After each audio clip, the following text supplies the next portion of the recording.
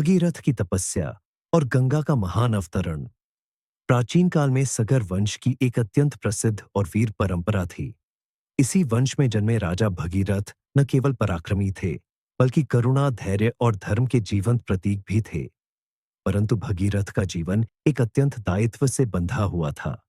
अपने उन पूर्वजों का उद्धार कराना जो दुर्भाग्यवश कपिल मुनि के श्राप से भस्म हो गए थे। यह श्राप इतना घोर था कि पूर्वजों की आत्माएं मुक्त नहीं हो पा रही थीं। उनका उद्धार तभी संभव था जब स्वर्गलोक की दिव्य धारा गंगा धरती पर उतरकर उन्हें पवित्र करे। भगीरथ का संकल्प, एक असंभव लक्ष्य का चुनाव। अधिकतर राजा तो युद्ध जीतने को महान मानते थे, पर भगीरथ ने स्वर्ग की नदी को पृथ्वी पर लाने जैसा असंभव प्रतीत होता कार्य अपने अस्तित्व का उद्देश्य बना लिया। पूरे राज्यसभा ने कहा, देवताओं का जल कैसे पृथ्वी पर आएगा? ये संभव ही नहीं। पर भगीरथ ने उत्तर दिया, धर्म और सत्य पर आधारित प्रयास कभी असफल नहीं होता। और इसी विश्वास के साथ उन्होंने अपने सिंहासन, राजवैभव और सुख सुविधाओं को त्याग दिया। हिमालय में कठोर तपस्या। ध्यानमग्न हिमालय के मध्य बर्फ से ढके निर्जन स्थान में भगीरथ ने तपस्या आरंभ की। कई वर्षों तक केवल वायु का सेवन, घोर शीत और गर्मी को सहना, दिन रात एक ही संकल्प, आंखें बंद, मन में एक ही ध्येय। पूर्वजों का उद्धार, उनकी तपस्या इतनी प्रखर थी कि देवताओं ने भी उसके कंपन को महसूस किया। अंततः ब्रह्मा प्रकट हुए। ब्रह्मा का वरदान, पर एक नई समस्या। ब्रह्मा ने कहा, हे भगीरथ, तुम्हारे संकल्प, तुम्हारी तपस्या और तुम्हारा आत्मबल अडिग है। गंगा अवतरित होंगी, परंतु उनका वेग इतना प्रचंड है कि पृथ्वी उनके भार से चकनाचूर हो जाएगी। यह सुनकर भगीरथ विचलित नहीं हुए। उन्होंने पूछा, तब क्या उपाय है? ब्रह्मा ने उत्तर दिया, केवल महादेव शिव ही गंगा के वेग को संभाल सकते हैं। उन्हीं की शरण में जाओ।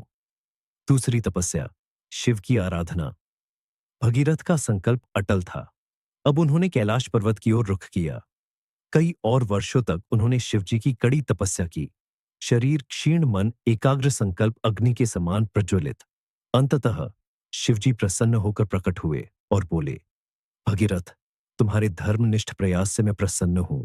गंगा के वेग को मैं अपनी जटाओं में धारण करूंगा। गंगा का स्वर्ग से प्रस्थान, गौरवपूर्ण संकल्प।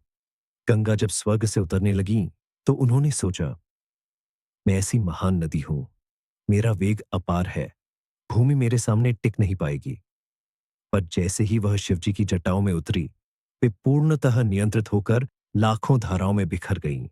शिवजी ने मुस्कुराकर उन्हें धीरे धीरे पृथ्वी पर छोड़ा।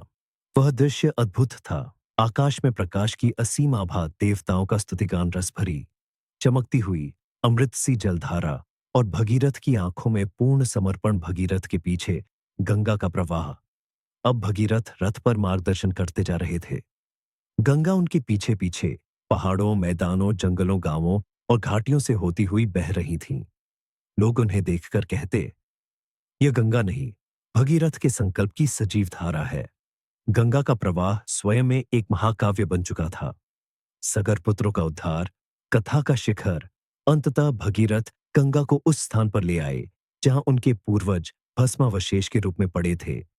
जैसे ही गंगा के पावन जल ने उस स्थान को स्पर्श किया, एक दिव्य ज्योति प्रकट हुई, स्वर्गीय संगीत गूंज उठा, सगर पुत्रों को मुक्ति मिली और आकाश से आवाज आई, भगीरथ, तुमने अपने वंश का उद्धार किया है, तुम्हारी कीर्ति युगों युगों तक अमर रहेगी। उसी दिन से गंगा को भागीरथी भी कहा जाने लगा, अर्थात वह धारा जिसे भगीरथ के कठोर प्रयासों ने धरा पर उतारा। इस कथा का संदेश, दृढ़ संकल्प किसी भी असंभव कार्य को संभव बना सकता है। धर्म और सत्य पर आधारित प्रयास सदैव सफल होते हैं।